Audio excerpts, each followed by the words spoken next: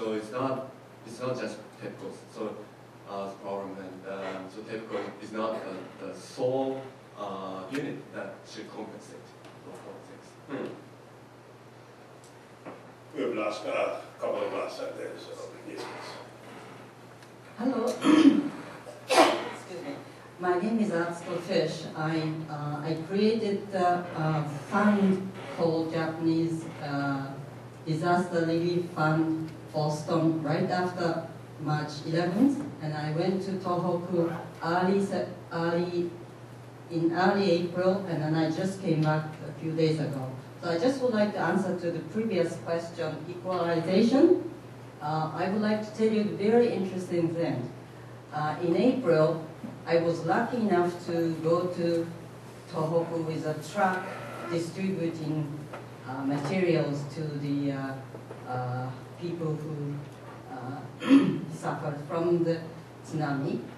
And we went to Fukushima with a huge truck because the road wasn't so good, and at that time oil wasn't available. So I was lucky enough to find a truck to take me to Tohoku. Actually, I went to Fukushima, and the mayor of the Fukushima was waiting for us because we had a 3 huge truck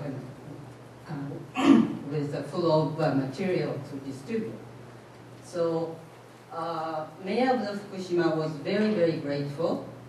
Everything we are trying to distribute. But this is what happened, talking about equalization.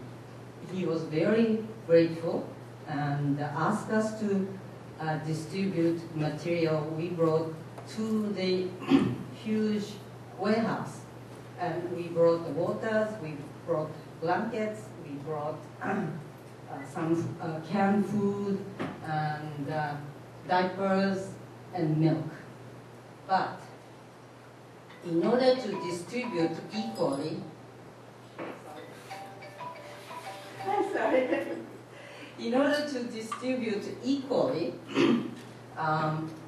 they would like to control all the stuff we brought, you know, and there are not enough gasoline and cars at that time. It was the first week of April, and people are dying to have milk, diapers, you know. Sorry. Thank you. But the mayor insists. We said we are happy to deliver to the shelters directly because there was not enough cars, not enough oil. But mayor insisted that, you know, equality is so important that he would like to distribute material equally. Everybody will get everything they need, so that they have to wait. So I said, okay, we will put it in a warehouse so that we can distribute after that. But when we went to the warehouse, I was absolutely stunned. They are full of stuff. It's just sitting right there. And they would like to distribute equally. That kills, you know, our effort and the people waiting for it. So that's the part of equalization, you know. That's the kind of Japanese bureaucratic government they do. And then also, other example is, for example, at school, equalization and education is very important. Sometimes that kills children's individuality, innovative idea, because teacher trying to give them opportunity equal. Everything they try to raise their ability equally.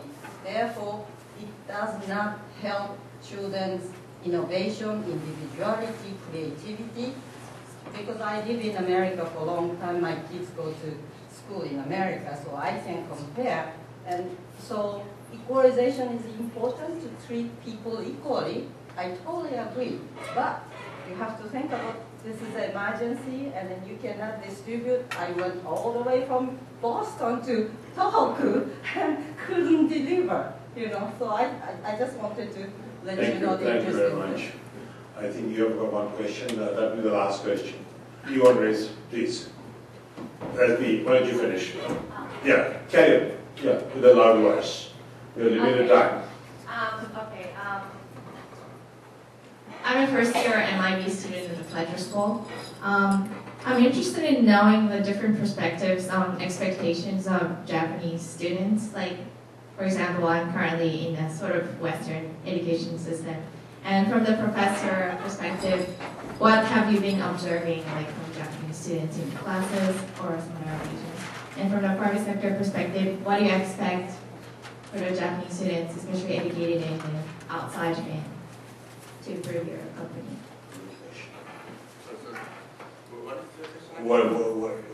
What do you expect from Japanese students to be able to play the role that we are discussing?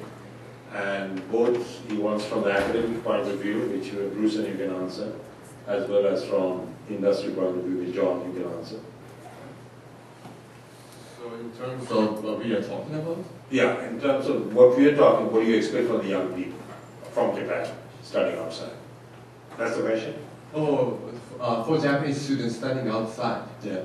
I see. So I will hope that those talented young Japanese people will contribute a lot to the future Japanese society. So, you know, you don't have to come back to Japan, but anyway, so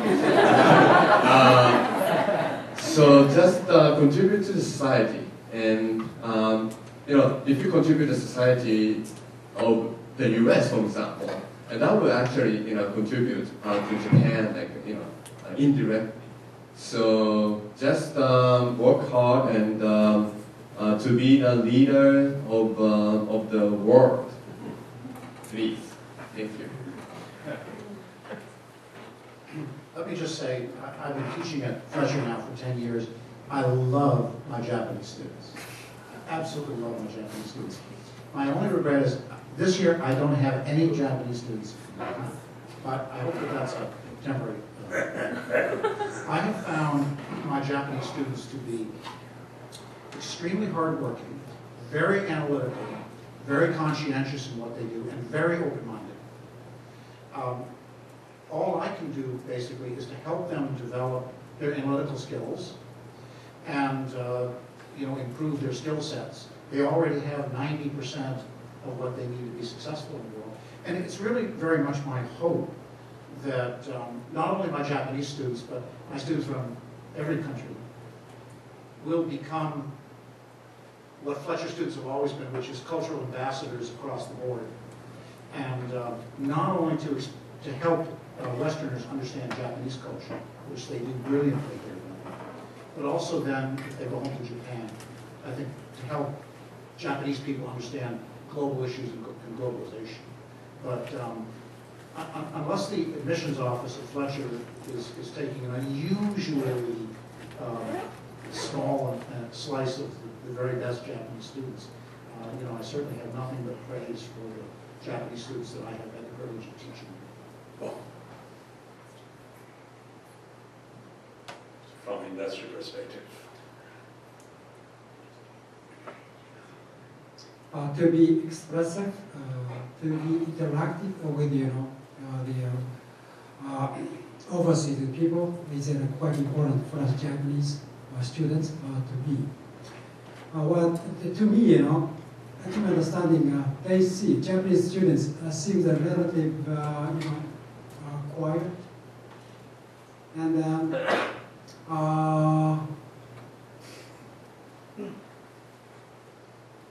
not talkative, and then they tend to be, you know, team up with the Japanese people. This is my impression. So I strongly recommend that the Japanese student must be expressive and, you know, interact with the foreign, you know, and the overseas peoples. And this is the only thing for the moment. But by doing so, you know, a Japanese student can understand what they should do next. So this is my only advice.